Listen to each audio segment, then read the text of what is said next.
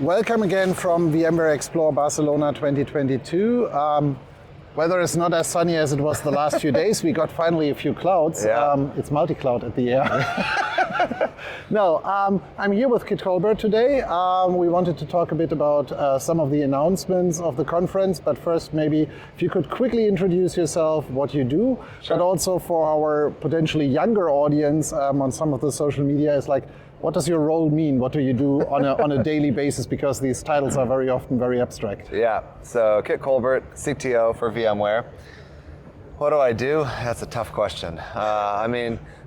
So within VMware, the office of the CTO houses three main functions: innovation/incubation, our ESG efforts, and then all of our core platforms to support our different BUs.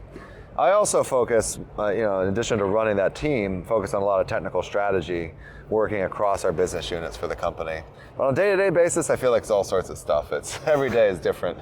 So from all the announcements, and I know that's always the hardest part, is like, what are the maybe top 2 announcements you have seen this week, or you have announced this week?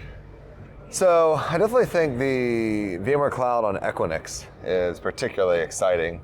Basically, the idea there is that we can partner with Equinix to give the same sort of experience people have with VMware Cloud and AWS, but in an Equinix data center. And so we think the colo option for customers is going to be a big one.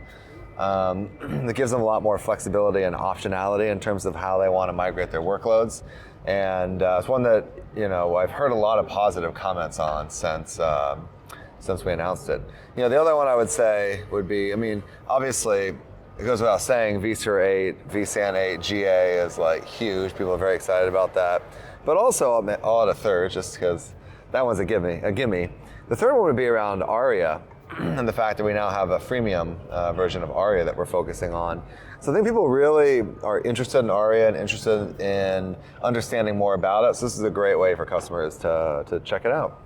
Talking about customers, I know that you have quite a few customer talks. What were some of the most interesting, and you don't necessarily need to name the customer names, but what were some of the most interesting use cases you saw and discussed over here? So one that comes to mind is a government customer who needs to be able to, this actually goes to a lot of the sort of sovereign cloud topics, right? But needs to be able to create an environment that can support many different levels of regulatory compliance. Need to support integrations between these things. And it's a very sort of tricky thing to do. There's a lot of worries they have around data leakage, but also maintaining ease of use. So it's kind of a nice brainstorming session where we sort of talk through some different options, how we can leverage our technologies in addition to other things.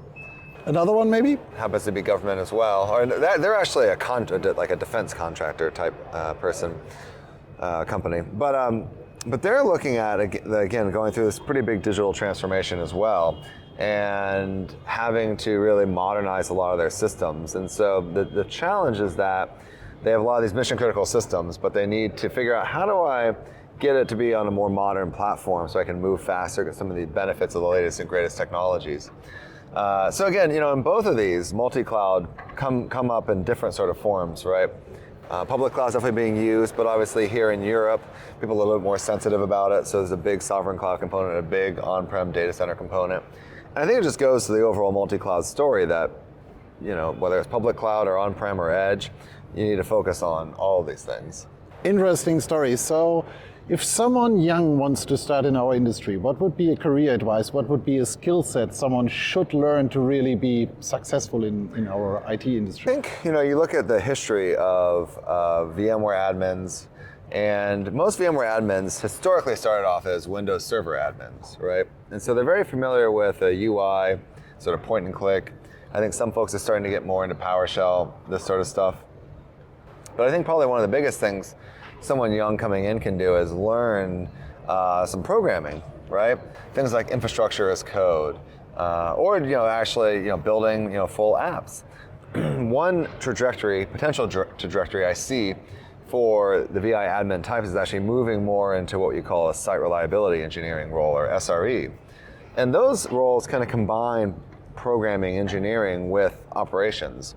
But it's one of those things where your job is to keep the system running, but you don't want to apply too much manual effort. You want to be able to automate those systems. And so I think getting comfortable with some of this basic programming capabilities is super important.